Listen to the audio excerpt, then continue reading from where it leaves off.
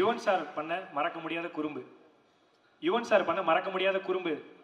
ஒரு நாள் ஃபோன் பண்ணி எனக்கு பிரேம் ஃபோன் பண்ணி brother I plan to produce film பிரதர்னு. பரவாயில்லப்பா நம்ம கிட்ட அட்வைஸ் கேட்டுட்டு இருக்காரு. ஓகே ஒன்றும் பிரச்சனை இல்லை பிரதர் சொல்லுங்க என்ன. நான் பிரேம்ஜி ஹீரோ வச்சு பிளான் பண்ணிட்டு இருக்கேன் அப்படின்னு. பயங்கர டவுட்டு.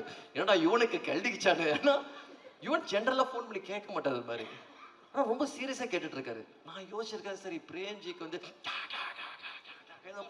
சார் ஒரு நாள் அதுக்கு மயங்கிட்டாரா. சரி கசன் தான் எதை வச்சு பிரேம்ஜி வச்சு படம் பண்றாரு அப்படின்னு சொல்லிட்டு ரொம்ப சீரியஸாக டிஸ்கஷன் போயிட்டு பிராங்க் லைவ் கால் ஆக்சுவலாக லைவ் கால். நானும் இல்லை பிரதர் ஐயோ ஒன்னே ஒன்று கேட்டேன் பிரதர் ஐயோ வெரி ஷுவர் பிரேம்ஜி வச்சு நிஜமாவே உனக்கு படம் பண்ணணுமா.